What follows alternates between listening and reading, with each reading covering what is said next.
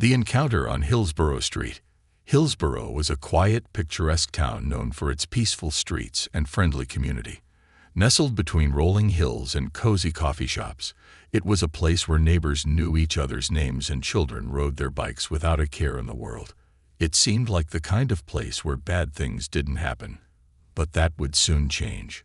Patrol Officer Jack Stevens had always been a part of this town's fabric.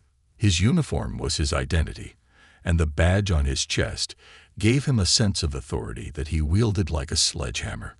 Unfortunately, Jack's sense of power was often abused, especially when it came to his interactions with people of color. He was known for his quick temper, his harsh words, and an unwavering belief that his way was always the right way. His interactions with the community were often colored by suspicion, especially when he noticed something that didn't sit right with him.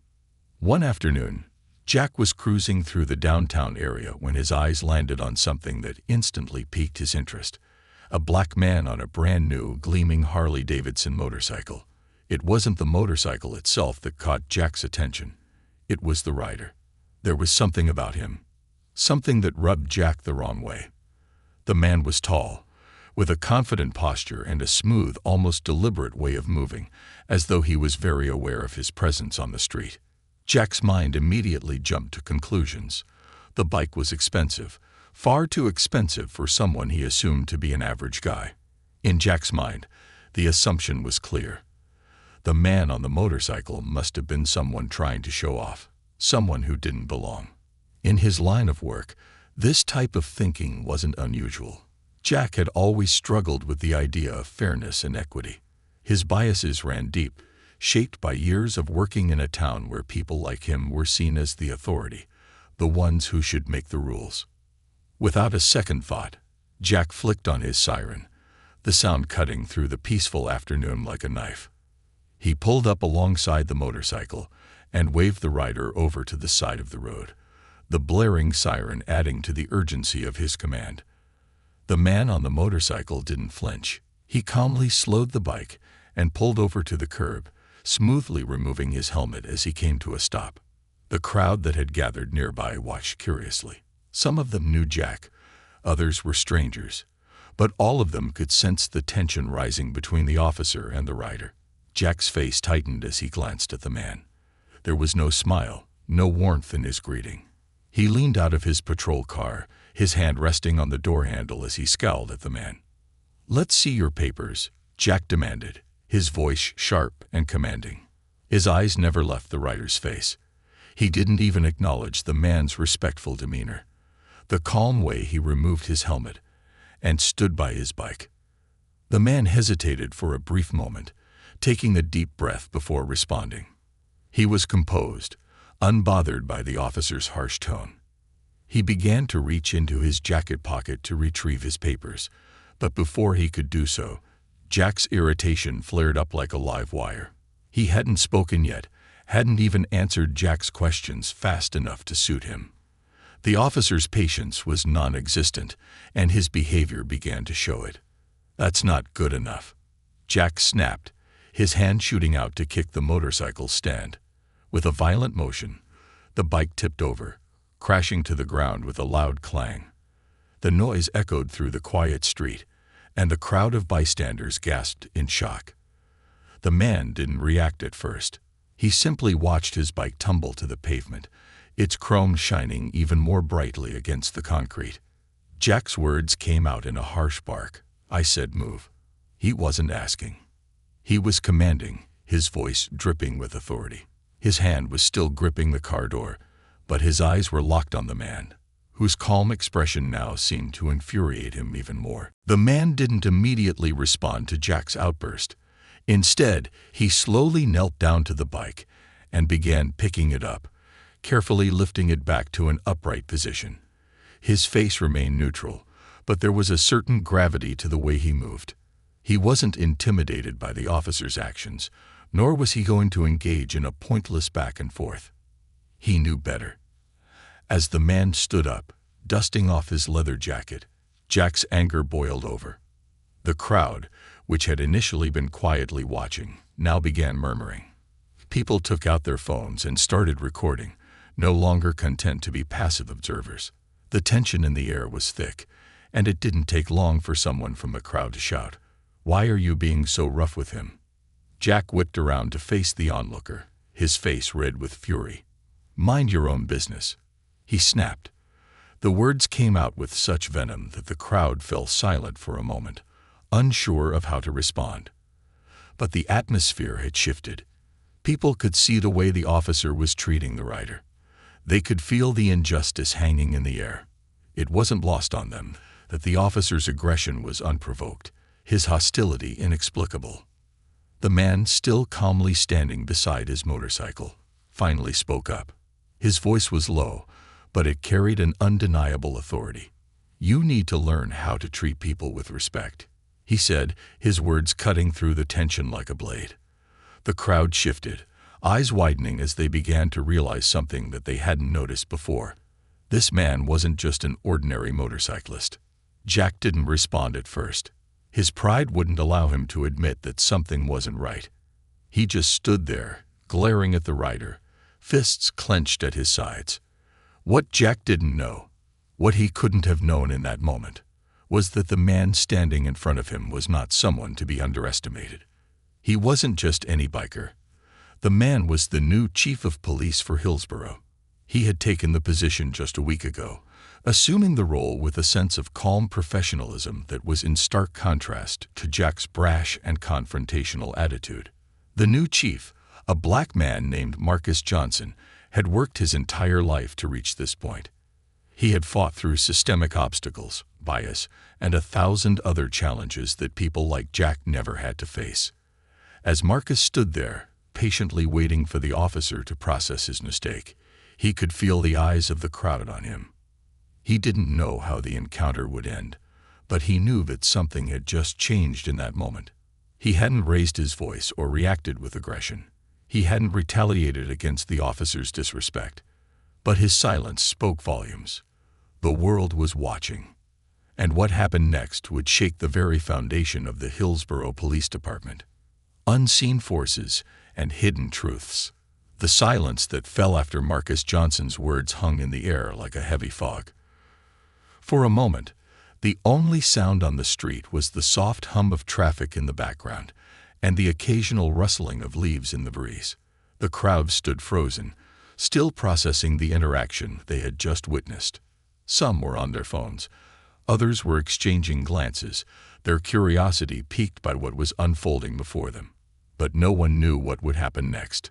Jack Stevens, still gripping the edge of his patrol car, stood there, mouth agape. His gaze flickered back and forth from Marcus to the crowd, trying to read the room. His anger was palpable, but so was his discomfort. He had been in hundreds of tense situations, but none quite like this. None where the man he had just taunted with so much force would calmly stare him down without flinching. None where the crowd wasn't simply a passive audience, but an active one, filming every moment. As the tension swirled in the air, Marcus stood tall, unwavering. He wasn't just standing up for himself in that moment. He was standing up for every black person who had been wronged by an officer like Jack. He was standing up for every silent voice, every quiet injustice that had never been spoken aloud. The crowd grew bolder as they realized who Marcus was. The murmurs grew louder, some exchanging names and calling out the situation as it unfolded. "Isn't that the new chief of police?" One voice questioned from the back of the group. Another whispered, "What's going to happen now?" Marcus wasn't in the mood for explanations. He didn't want to make a scene, but he wasn't going to let the situation go unaddressed either. The weight of the community's expectations had already begun to press upon him. He could sense the change in the energy around him, the shift from uncertainty to realization, and then a sudden, undeniable tension. This was more than a routine traffic stop. It was a moment that would alter the course of Hillsborough's history. Jack, his jaw still clenched in frustration, felt his heartbeat racing. His pride had been wounded. He'd spent years patrolling these streets, and never in his wildest dreams had he thought that a moment of arrogance like this would expose the depth of his biases. His mind scrambled for a way out of the situation, some way to regain control over the situation. He tried to push his own growing discomfort aside, but the more he looked at Marcus, the more the reality of who he was hit him like a ton of bricks. This wasn't just a man on a motorcycle. This was the chief of police. "Is there a problem here, officer?" Marcus's voice cut through Jack's thoughts, calm and composed, but underpinned by a sharpness that made Jack flinch inwardly. Jack took a deep breath, his fingers twitching on the edge of the patrol car door as he fought the urge to lash out again. I'm just doing my job," he muttered, his voice lacking conviction. He knew he had crossed a line, but admitting it out loud felt impossible. In his mind, the authority that his badge gave him was absolute. He was the law. He was in charge. Yet here he was, standing in front of a man who, unbeknownst to him until now, held his own power, his own position of authority that overshadowed Jack's own. Marcus, sensing the officer's reluctance, took a step forward. He could feel the weight of his responsibility as the new chief pressing down on him, but he wasn't about to let Jack's ignorance stand.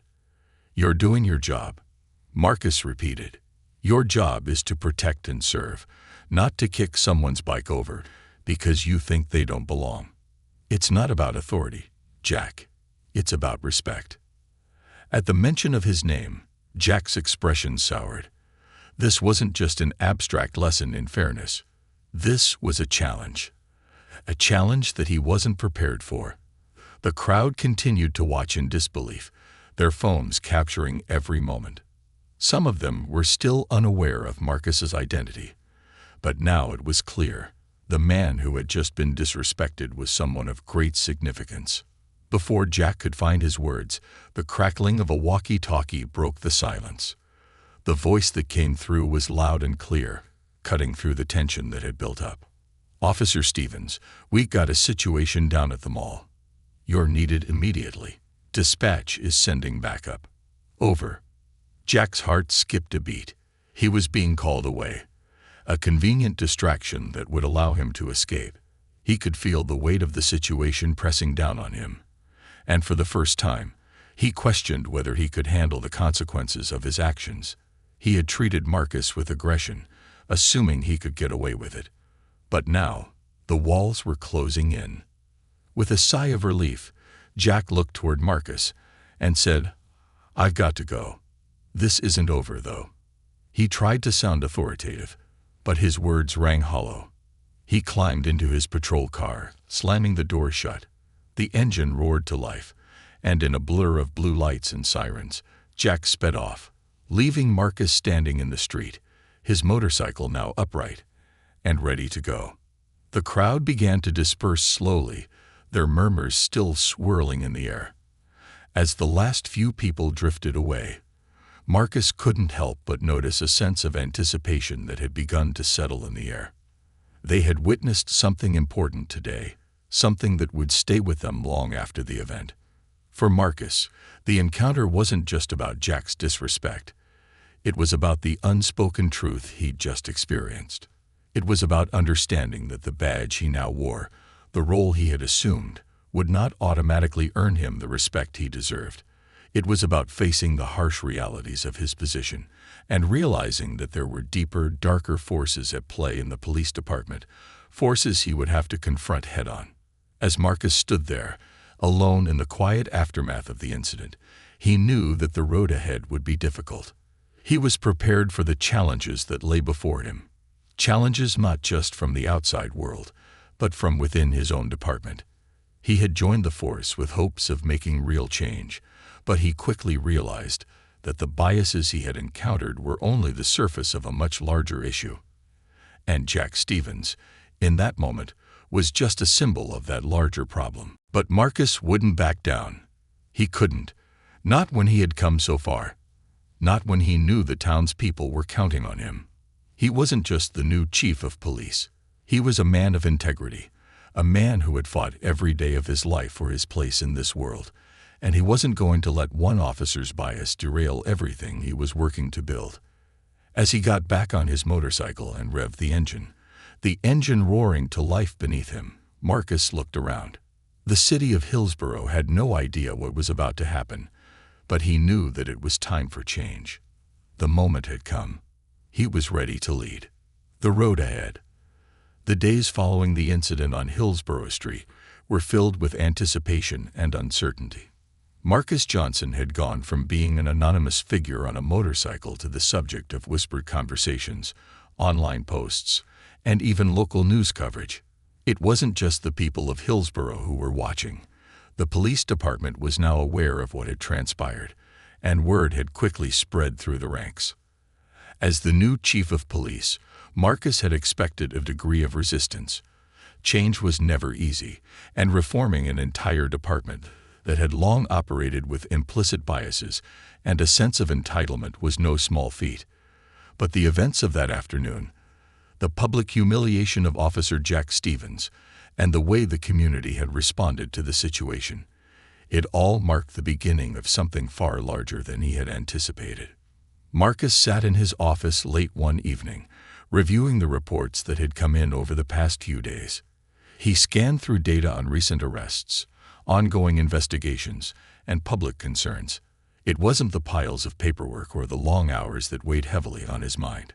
It was the weight of what he needed to do. To rebuild trust between the police force and the community, to address the systemic issues that had festered for so long. It wasn't going to be an overnight change, and Marcus knew that. He sighed, his fingers drumming lightly on the desk. A knock on the door interrupted his thoughts. "Come in," he called out. The door creaked open, and a familiar face appeared in the doorway. Officer Janet Rivera, a seasoned officer who had been with the department for over 10 years, stepped inside. Janet had always been one of the few officers in the department who had earned Marcus's respect. She had witnessed firsthand the flaws in the system, and although she was more reserved than some of her colleagues, Marcus could sense her desire for change. She was one of the few who had been waiting for someone like him to take charge. "Evening, Chief," Janet greeted, her voice calm and measured. "Evening, Officer Rivera. How's everything going out there?" Marcus asked, motioning for her to take a seat. Janet hesitated for a moment before sitting down. "To be honest, it's been interesting," she said, leaning forward. "A lot of the officers are still talking about what happened the other day. The word's spreading, and not just around the department. People are talking. We've seen a shift in the way some of the public looks at us, especially after you stepped in." Marcus nodded, feeling the weight of her words. He had hoped that the incident with Jack would be a wake-up call for the department, but the reality was more complicated. There were officers who admired Jack for his brashness, his take-no-prisoners attitude. And then there were others who, like Janet, believed in the need for reform. But reform came with its own set of challenges. "I can tell there's a divide," Marcus said, his voice steady. "But we're not going to fix this with just words. Change is going to take more than just me walking in and telling everyone what needs to happen. We need to show them." Janet leaned back in her chair, folding her arms. "You're right, Chief, but there's one thing I've been wondering. Is it just going to be about policy changes, or is it about the way we actually approach the people we serve? I'm hearing whispers that some of the other officers don't think we need to change how we handle things, that what happened with Officer Stevens was just an isolated incident." Marcus's face hardened slightly. "This isn't just about one bad apple. It's about a culture that's allowed incidents like that to happen time and time again. We can't pretend it's an isolated incident when it's part of a much larger pattern. We're going to have to change the way we operate, not just what we say." Janet's eyes narrowed in agreement. "Then we need a plan. Something concrete." "Exactly," Marcus replied. "And it starts with accountability. From the top down. We're going to bring in new training for all officers, especially when it comes to interacting with the community. We need to break down these old prejudices and assumptions. We can't keep operating like we're untouchable." Janet gave a small nod. "You're going to have a lot of pushback. It's not going to be easy." "I know," Marcus said, his voice resolute. "But we have to try. We have to set an example for everyone in this department. We need to show them that we're not above the law. And we need to prove to the community that they can trust us. The following days were filled with meetings, strategy sessions, and discussions about how to begin the long and difficult task of rebuilding trust. Marcus knew the road ahead was going to be full of obstacles, but he was ready. What kept him going was the knowledge that his fight wasn't just about his own position. It was about every person in Hillsborough who had been hurt by an unjust system. As the weeks passed, Jack Stevens became an increasingly uncomfortable presence in the department. He wasn't the type of officer to quietly accept his mistake. Instead, he spent his days sulking, bitterly resentful of the way he had been publicly humiliated. The story of the incident on the street continued to make rounds, but Jack's version was beginning to shift. He told anyone who would listen that Marcus had disrespected him, and that the entire situation had been blown out of proportion. It wasn't long before Jack started to show signs of rebellion.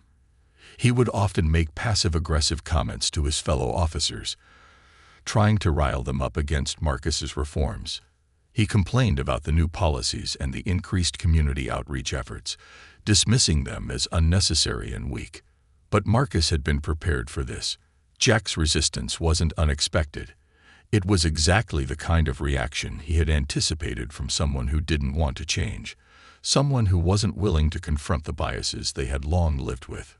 One afternoon, Marcus received a call from the mayor's office. It was a meeting request that would set the stage for the next chapter of his career. The mayor had been keeping a close eye on Marcus's progress since taking over the department, and although the town had been largely supportive of the changes, there were still powerful figures who didn't want to see the status quo disrupted. As Marcus entered the mayor's office, he was greeted by the stern face of Mayor Leonard Hayes, a man who had been in office for over 2 decades. Hayes was a pillar of the community, well respected by many, but also known for his conservative views on law enforcement. He had served on the Police Oversight Committee in the past, and many of his connections ran deep within the police force. Chief Johnson, Mayor Hayes began, his tone measured but not without a hint of skepticism. I've been following the situation carefully. Your reforms are commendable, but I'm hearing concerns from certain quarters. Not everyone is happy with the changes you're implementing. Marcus remained calm, his hands resting on the back of the chair across from the mayor. I understand that change is difficult, Mr. Mayor, but it's necessary. The department has to reflect the values of the community it serves. We can't keep operating as if nothing needs to change. Mayor Hayes eyed him closely, his fingers drumming lightly on his desk. I agree, but we have to be careful. Some of the officers are concerned that your approach might be too radical, too much too soon. I've heard things about Officer Stevens. I trust you'll handle the situation accordingly. Marcus's pulse quickened, but his expression remained steady. He had known this conversation would come sooner or later. I'm handling it, Mr. Mayor. Jack's actions were inappropriate, and I've already begun addressing the issues within the department. But this isn't just about one officer. It's about the system as a whole. The mayor gave a small nod, but his gaze remained calculating. Well, keep me posted. We can't afford to have any more incidents like that one. We don't want to destabilize the trust we've built with the community. But I'm watching, Chief. I'm watching closely. Marcus knew that the path ahead was fraught with challenges, not just from within his own department, but from the broader political landscape. He had a choice. He could back down and compromise, or he could push forward, knowing that the changes he was making were not only important but necessary. The battle was far from over, but Marcus was ready for whatever came next. And he knew that the first step in changing everything was showing the world what true leadership looked like, shifting the balance. It was early morning when Marcus Johnson found himself standing before the very institution he was working so hard to change. The Hillsborough Police Department, once a place where authority and tradition reigned supreme, now seemed like a battleground. The walls, lined with dusty portraits of past chiefs and officers, seemed to whisper of the long-standing system of hierarchy and privilege that had entrenched itself within the department. Marcus had spent sleepless nights reflecting on the change he sought. It was more than reforming policies or writing new rules. It was about reshaping the hearts and minds of people who had, for far too long, viewed their badge as an instrument of dominance rather than service. As he walked into the department's briefing room for a scheduled training session, he felt a mixture of anticipation and wariness. This was the moment where he would address the officers directly about what had happened with Officer Jack Stevens, and more importantly, what was coming next. It was time for action. No more vague promises. No more, "we'll see what happens." Change had to be immediate, tangible, and real. When Marcus entered the room, the atmosphere shifted. Conversations fell silent, and eyes locked onto him. Some were skeptical, others curious. Among the officers, there were a few who had quietly supported his efforts to reform the department, but there were also those who felt threatened by the changes, who believed their authority was being undermined. These were the officers who resented the idea of a black man in charge, particularly one who had challenged the status quo so boldly. Jack Stevens, in particular, was a loud voice in opposition, his resentment simmering just below the surface. Marcus glanced around the room and let the silence linger for a moment longer. He needed them to understand that this wasn't just another lecture. It was the beginning of a new chapter, one that could not be avoided or ignored. He took a deep breath, his words steady but unwavering. "Good morning, everyone," he started, his voice cutting through the quiet. "Today we're going to address something that's been weighing on all of us. The incident that took place on Hillsborough Street. I'm sure you've all heard the story by now, and I want to be clear about where I stand. Officer Stevens' actions were unacceptable.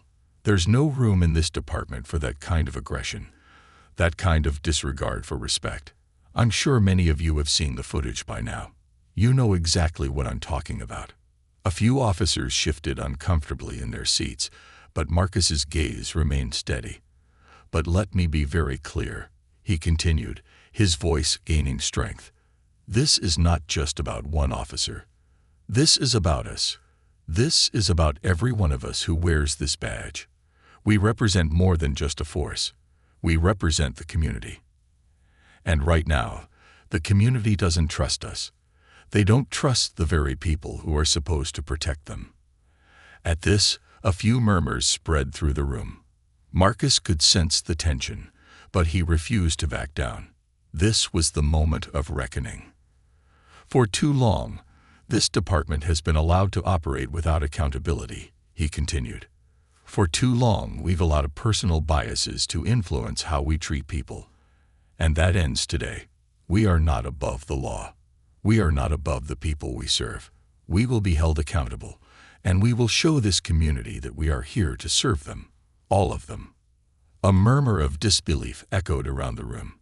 Some officers fidgeted, others exchanged looks, and a few even shook their heads. Marcus knew this wouldn't be easy, but he also knew it was the only way forward. Change couldn't happen without confrontation. It couldn't happen without first challenging the foundation of what had long been accepted as normal. He stepped forward, planting his feet firmly. "From now on, every officer here will undergo new training. Anti-bias training, community engagement, de-escalation tactics. We will be transparent. We will hold each other accountable. And most importantly, we will earn back the trust we've lost.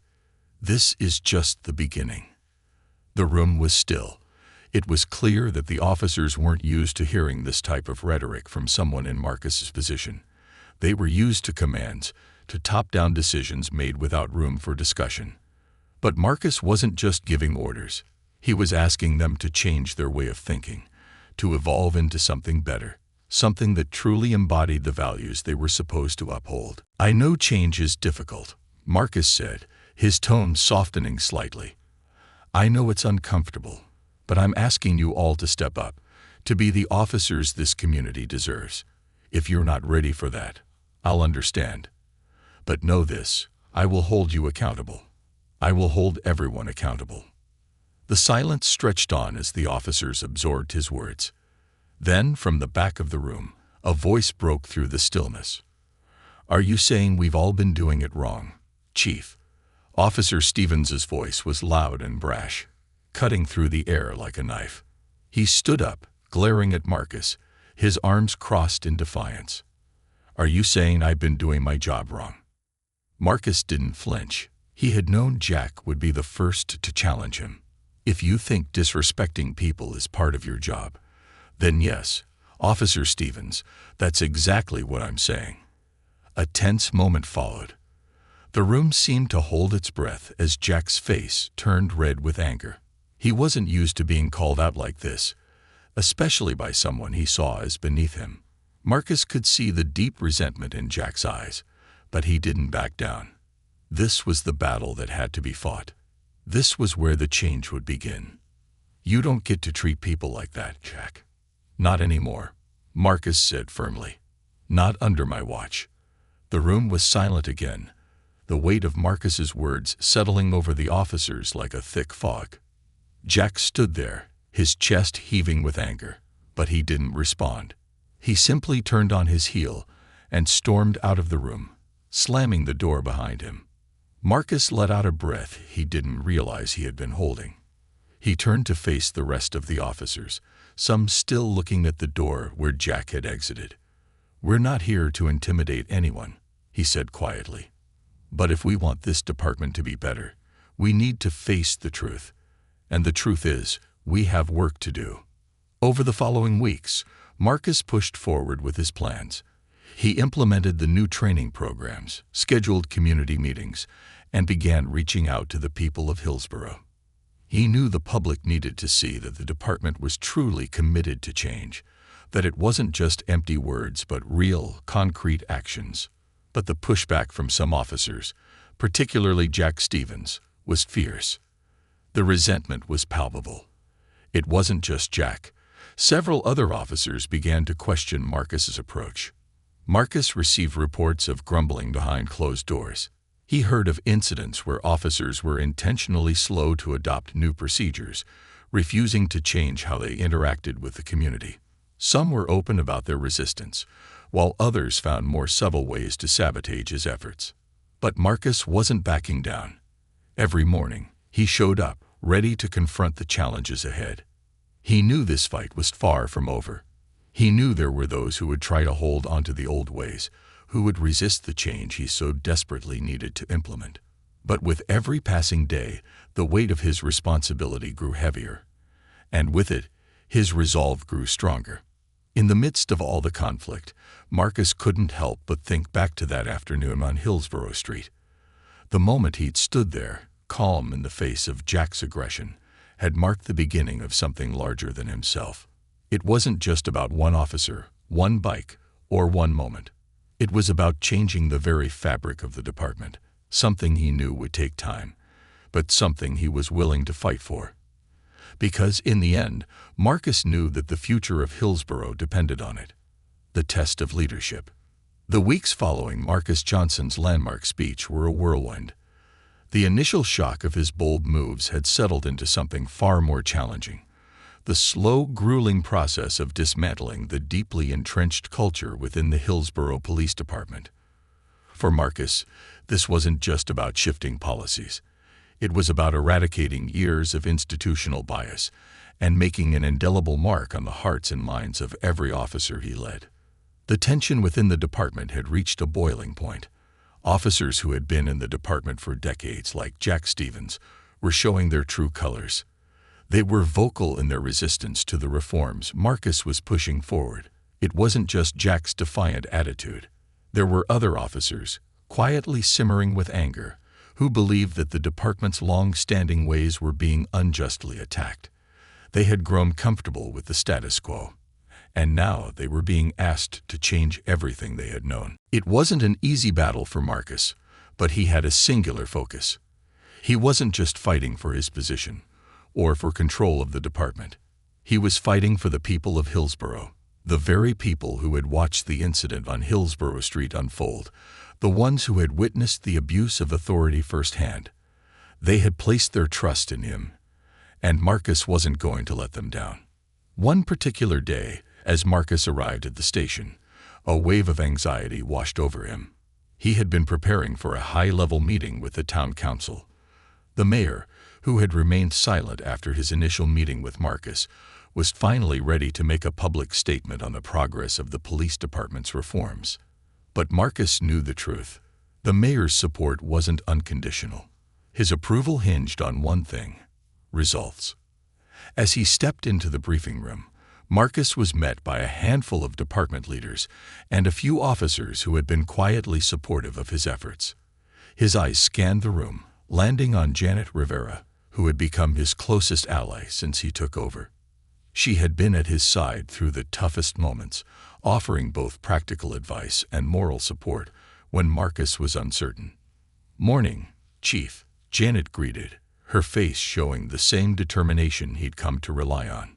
"Morning, Officer Rivera," Marcus replied with a small nod, walking over to the table where several documents were laid out. The weight of the moment wasn't lost on him, but he knew this was the critical juncture. He couldn't afford to falter now. "Everyone, we need to be prepared for what's coming today," Marcus said, addressing the room. "The mayor has agreed to meet with us. We'll be discussing the progress we've made so far and the future of these reforms. But make no mistake, this is a pivotal moment.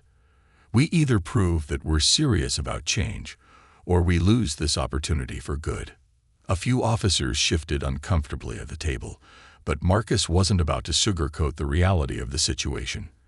The department's reputation was on the line, and the town's support was fragile. The public had been waiting for tangible results, and the mayor's patience had its limits. Janet spoke up. "We've made strides, Chief, but the question is, will they see it as enough? Will the mayor believe in what we're doing?" Marcus paused, his fingers brushing against the stack of documents. "We're not doing this for the mayor's approval, Janet. We're doing this for the people we serve. But the mayor's backing is critical. If he doesn't see the value in our efforts, we're in trouble. I need all of you to stand strong, to show that we are united, that we are ready to tackle the hard work ahead." The meeting with the mayor took place in the early afternoon. The room was filled with tension as Marcus, Janet, and the other department leaders gathered around the polished table. Mayor Leonard Hayes sat at the head, his usual composed demeanor a sharp contrast to the storm that had been brewing within the department. There was something in his eyes, a calculating, watchful look that suggested he wasn't convinced of the department's ability to follow through on its promises. "Chief Johnson," the mayor began, his voice steady but firm, "I've been hearing mixed things about the direction you're taking the department. Some are supportive, but others, well, they're concerned." Marcus didn't flinch. He had expected this. He had heard the whispers, the subtle criticisms, and even the outright condemnation from some quarters. "I understand, Mr. Mayor," he said, his voice calm and controlled. "Change is difficult. But what I'm asking for isn't just a new policy. It's a new culture. We need to rebuild the trust of our community. The citizens of Hillsborough deserve better, and we're going to give it to them." The mayor leaned back in his chair, studying Marcus closely. "That's all well and good, Chief, but we can't afford to lose the support of the department. The officers are key to implementing your reforms, and right now, there are more than a few who are resisting." Marcus nodded. He knew the mayor was right, but he wasn't about to back down. The officers who are resisting are part of the problem. They're the ones who have allowed this culture to persist. We can't move forward with people like them in the ranks. I'm not going to sugarcoat it. The truth is, we have to face the fact that some people are simply not fit to serve this community. If they can't adapt to the changes we're making, they need to step aside. The mayor's eyes narrowed. "You're suggesting we purge the department?" "Not purge," Marcus replied, his tone firm but measured. "But there needs to be accountability. If an officer can't follow basic protocols, can't treat people with respect, then they need to be removed. We can't afford to let one bad apple spoil the whole barrel. Not anymore." The room grew quiet. Janet exchanged a glance with Marcus, knowing the stakes had just been raised. The mayor's silence was telling. He hadn't expected Marcus to be so blunt, so uncompromising. But this was the truth, and Marcus wasn't going to back down. After a long pause, Mayor Hayes spoke again, his voice quieter now, as if reconsidering the weight of Marcus's words. "I respect your passion, Chief, but we have to be careful. You're making enemies within your own department. Jack Stevens isn't going to take kindly to being told he's not fit for the job. I'm not here to make friends with people who don't have the community's best interests at heart," Marcus said, his voice unwavering. "I'm here to make the hard decisions. If people like Jack Stevens can't see past their own biases, then they don't belong in this department." The mayor sat back in his chair, clearly weighing Marcus's words. Finally, after what felt like an eternity, he nodded slowly. "I'll support you, Chief, but I expect results, and I expect you to handle the resistance carefully. The department is fragile right now, and one wrong move could undo everything." Marcus met the mayor's gaze, feeling the weight of the responsibility settle on his shoulders. He knew what this moment meant. It was his chance to prove that change was not only possible, but necessary. And he was ready for it. As the meeting concluded, Marcus walked out of the mayor's office, a sense of determination flooding his chest. He had the support of the mayor, for now. But he knew that the real work was only just beginning. The department was fractured, and it wasn't going to heal overnight. As Marcus returned to the station, he felt the familiar weight of the badge on his chest. He knew that there would be more obstacles ahead, more resistance from the old guard. But he also knew this. He had already come too far to back down. The fight for justice and accountability was bigger than any individual officer's pride. It was about creating a department that the people of Hillsborough could trust, a department that would protect and serve without fear or favor. The test of leadership had begun, and Marcus was determined to pass. A new dawn. The first hint of sunlight crept through the blinds of Marcus Johnson's office, casting a soft glow on the papers spread across his desk. It was early, and the station was still quiet, the usual bustle of officers preparing for the day's shift yet to begin. The calm before the storm, as Marcus liked to think of it, the weight of the past few months, of the decisions he had made, the battles he had fought, and the enemies he had gained, all felt heavier as he sat alone in the dim morning light. The transformation of the Hillsborough Police Department hadn't been easy. He had faced resistance from within, challenges from the officers who had clung to outdated methods, and skepticism from the public who wondered if his promises of change were just words. But Marcus knew that real change was not something that could be measured in a few days or weeks. It was something that would unfold gradually, one decision at a time, one community interaction at a time. And for the first time in a long time, he felt like he was beginning to see the fruits of his labor. Just as Marcus was contemplating the enormity of the work still ahead, his phone buzzed with a message. It was from Officer Janet Rivera. "We need to talk. Come to my office when you get a chance. It's about Stevens."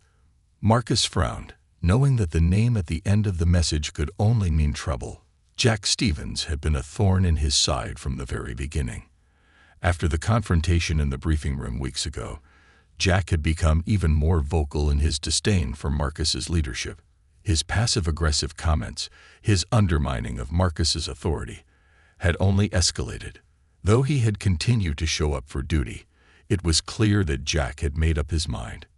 He would not tolerate Marcus's vision for reform.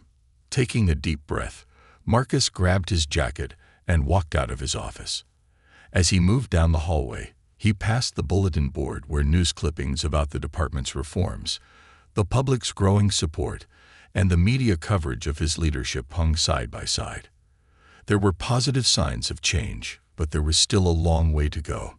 Janet was waiting for him in her office, her expression grave. "Chief," she began, not offering the usual greeting. Instead, she motioned for him to sit. The tension in her voice was palpable. "I need to be up front with you. There's been a complaint about Stevens. A serious one." Marcus sat down, the weight of her words sinking in. "What happened?" Janet hesitated before speaking. "It's not just one incident. It's a pattern of behavior, Over the past few weeks, several officers have come forward, saying that Stevens has been refusing to comply with the new policies. He's been making comments about you, undermining your leadership in private meetings. And now we have a complaint from a civilian. They're accusing him of unnecessary force during an arrest last night. Marcus's stomach tightened. He had known that Jack Stevens would eventually reach this point. The man was not just resistant to change.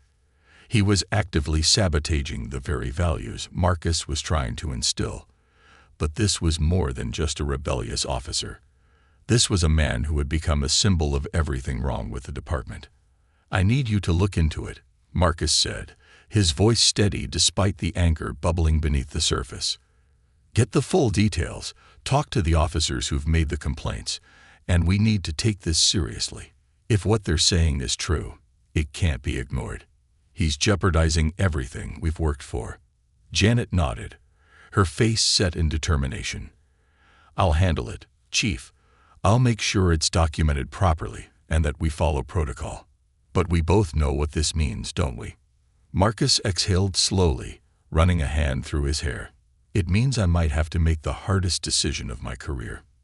He leaned forward, his gaze unwavering. "But this is bigger than Jack Stevens. This is about the future of this department. If we let someone like him continue to operate with impunity, we lose everything.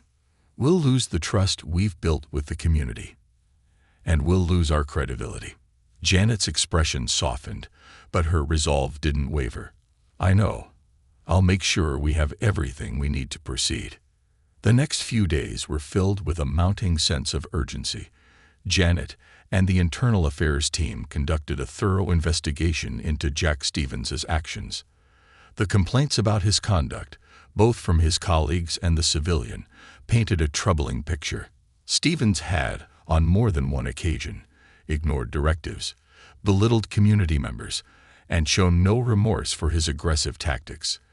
The civilian's complaint was the tipping point. A video had surfaced, showing Stevens using excessive force during an arrest, pushing a young man to the ground without provocation. Marcus knew that, despite his desire for change, he could not let personal feelings cloud his judgment. Jack Stevens was an obstacle to everything Marcus was working toward, and while he had hoped that Stevens would come around, the evidence against him was undeniable. There was no turning back now. Marcus had to act decisively. The day Marcus called Stevens into his office, the air in the station was thick with tension. Officers had begun to speculate, and many knew that this meeting wasn't going to be a simple discussion. The walls of the police station, once a safe haven for those who upheld the law, now seemed like a battleground. Marcus was about to make a decision that would define his leadership and the future of Hillsborough's police force. When Stevens walked into Marcus's office, his expression was defensive, as though he was already preparing for a confrontation. His arms were crossed, and he stood rigidly in front of Marcus's desk, not bothering to greet him. It was clear that he wasn't going to make this easy. "You wanted to see me, Chief?" Stevens asked, his voice low, but tinged with a challenge. Marcus gestured for him to sit. "I'm sure you know why you're here." Stevens didn't sit. "I've heard the rumors. But if you think I'm going to apologize for doing my job, you're wrong." Marcus took a deep breath, his gaze never leaving Stevens. "This isn't about you doing your job, Jack. This is about your behavior. I've reviewed the reports. I've seen the video. And frankly, your actions are unacceptable." Stevens scoffed, shaking his head. "You don't know what it's like out there. People don't respect us anymore. They think we're the enemy. And that's exactly why we need change," Marcus said, his voice firm. "This department can't keep operating like it has been. You can't keep operating like it has been. Your actions have consequences, Jack, and those consequences can't be ignored." The silence in the room was suffocating. Stevens's face flushed with anger, but Marcus could see the underlying fear in his eyes. He knew what was coming. "I'm giving you a choice," Marcus continued. "You can either step down voluntarily, or I'll have no choice but to file an official complaint against you. The evidence is clear, and if we go down that road, you'll face the full weight of the department's internal affairs." Stevens's jaw clenched. "You can't do this." "I already have," Marcus replied. "The choice is yours, Jack, but don't mistake my willingness to give you an option for weakness. If you stay here, it will be under my terms, and if you can't comply with those, I'll have no problem making this public." Stevens stared at him for a moment, his anger mixing with a deep sense of defeat. Finally, he spoke, his voice low and trembling. "I resign." Marcus nodded. "I'm sorry it had to come to this, Jack, but this is what's best for the department."